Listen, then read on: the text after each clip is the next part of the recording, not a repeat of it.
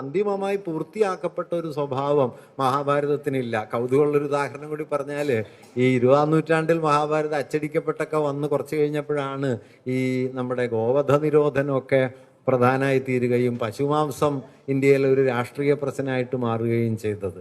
അങ്ങനെ മാറിയ സമയത്ത് ഗോരഖ്പൂർ പ്രസ്സുകാർ മഹാഭാരതം അച്ചടിച്ച സമയത്ത് അതിലൊരു ഭാഗത്ത് ഫലമൂല മൃഗാംസ്തഥ, ഫലമൂലങ്ങളും മാംസവും ഒക്കെ കഴിച്ചു എന്ന് പറയുന്ന ഒരു ഭാഗം ആദ്യ പാഠത്തിൽ ഉണ്ടായിരുന്നത് ഗോരഖ്പൂർ പ്രസ്സുകാർ അവസാനം അച്ചടിച്ച സമയത്ത് ഫലമൂല മധുനിജ എന്നാക്കി തിരുത്തിയ കാര്യം പറയുന്നുണ്ട്. എന്ന് വെച്ച് കഴിഞ്ഞാൽ മഹാഭാരതത്തിലെ തിരുത്ത് ഇപ്പോഴും അവസാനിച്ചിട്ടില്ല എന്നർത്ഥം. 20-ാം നൂറ്റാണ്ടിലും പാഠം തിരുത്തുന്നുണ്ട്.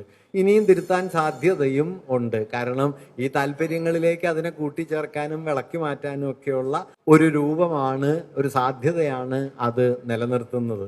അതുകൊണ്ട് വാമൊഴിയിൽ നിന്ന് വരമൊഴിയിലെത്തി അവസാനിക്കുകയല്ല, പിന്നെയും വാമൊഴിയിലേക്ക് സഞ്ചരിക്കുന്നു, ആ വരമൊഴിയായി രൂപാന്തരപ്പെടുന്നു.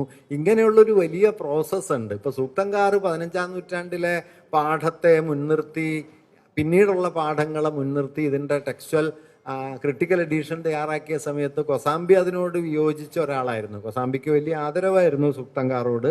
പക്ഷേ കൊസാംബി പറഞ്ഞൊരു കാര്യം, ഈ ക്രിട്ടിക്കൽ എഡീഷൻ നിലനിൽക്കുന്നത് വളരെ പെട്ടെന്ന് റദ്ദായി പോകാൻ സാധ്യതയുണ്ട്. 10-ാം നൂറ്റാണ്ടിലെയോ 11-ാം നൂറ്റാണ്ടിലെയോ ഒരു കയ്യെഴുത്ത് പ്രതി കിട്ടുകയും ആ കയ്യെഴുത്ത് പ്രതി ഇതിലെ നിരീക്ഷണങ്ങളെ മുഴുവൻ റദ്ദാക്കി കളയുകയും ചെയ്യും. ഇതിൻ്റെ എഡിറ്റോറിയൽ പ്രോസസ്സിനെ റദ്ദാക്കാൻ ആ ടെക്സ്റ്റിന് കഴിഞ്ഞേക്കും എന്ന് കൊസാംബി പറയുന്നുണ്ട്.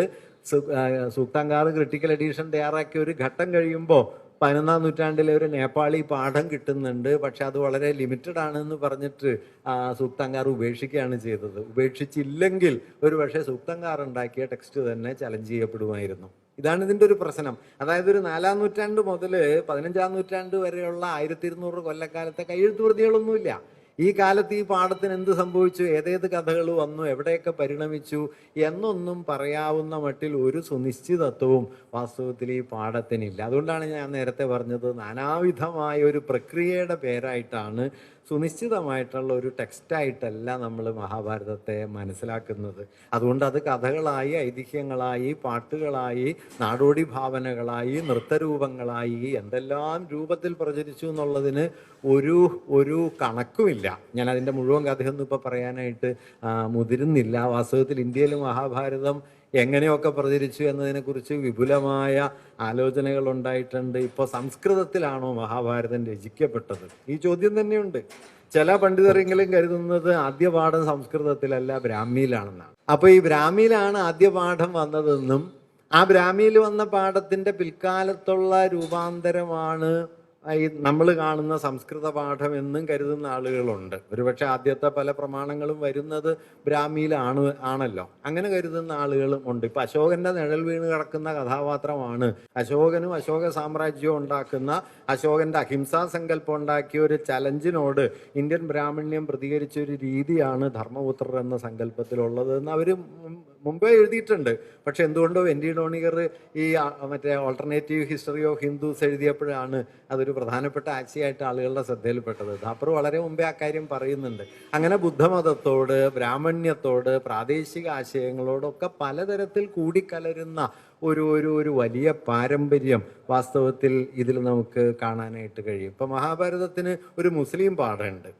മിയോ മുസ്ലിങ്ങൾ എന്ന് പറയുന്ന ഉത്തരേന്ത്യയിലെ ഒരു മുസ്ലിം ട്രൈബൽ സെക്റ്റ്, അവർക്കിടയിലെ ഒരു നാടോടി ഗോത്ര സമൂഹത്തിൻ്റെ കഥ പോലെ മഹാഭാരത പാഠം കൊണ്ടു നടക്കുന്നുണ്ട്. അതിപ്പോഴും ഒരു പാട്ട് രൂപത്തിൽ കൊണ്ടു നടക്കുന്നുണ്ട്. ഒരു മുസ്ലിം കമ്മ്യൂണിറ്റിയാണ് മിയോ മുസ്ലിങ്ങൾ. അതുപോലെ നാഥുകൾ, വൈരാഗികൾ, സത്പന്ത് ഇസ്മൈലികൾ, ഇവരൊക്കെ അവരുടേതായ മഹാഭാരത പാഠങ്ങളുണ്ട്. അതുപോലെ ഇന്ത്യയിലെ എത്രയോ വ്യത്യസ്തങ്ങളായ ആവിഷ്കാരങ്ങൾ, ഇപ്പോൾ ബംഗാളിലെ ചൗനൃത്തം, അല്ലെങ്കിൽ യാത്രാനാടകം, തമിഴ്നാട്ടിലെ തെരുക്കൂത്ത്, അല്ലെങ്കിൽ യക്ഷഗാനം, നമ്മുടെ തുള്ളൽ, ഇങ്ങനെയൊക്കെയുള്ള, അല്ലെങ്കിൽ ഹിമാചൽ പ്രദേശ് ആ മേഖലയിലെ പാണ്ഡവാനി എന്ന് പറയുന്ന നൃത്തരൂപം, ഇതിൻ്റെയൊക്കെ ഒരു ബേസായിട്ട് നിൽക്കുന്നത് മഹാഭാരത പാഠങ്ങളാണ്. ഞാനിത് പറയണത് എന്താണെന്ന് വെച്ച് കഴിഞ്ഞാൽ, അല്ലാതെ ഒരു സംസ്കൃതത്തിലെ മഹാഭാരത പാഠത്തെ മുൻനിർത്തിയിട്ടൊന്നുമല്ല ഈ മനുഷ്യർ മഹാഭാരതത്തെ മനസ്സിലാക്കുന്നത്. ഈ മനുഷ്യർ മഹാഭാരതത്തെ മനസ്സിലാക്കുന്നത് ഈ യക്ഷഗാനത്തിലെ കഥയായിട്ടാണ്, അല്ലെങ്കിൽ പാണ്ഡവാനിയിലെ നൃത്തമായിട്ടാണ്, അല്ലെങ്കിൽ യാത്രാനാടകത്തിലെ കഥയായിട്ടാണ്. അല്ലാതെ വ്യാസൻ എഴുതിയ മഹാഭാരതം എന്നുള്ള സങ്കല്പമൊന്നും ഈ പറയുന്ന സംഗതിയിലില്ല.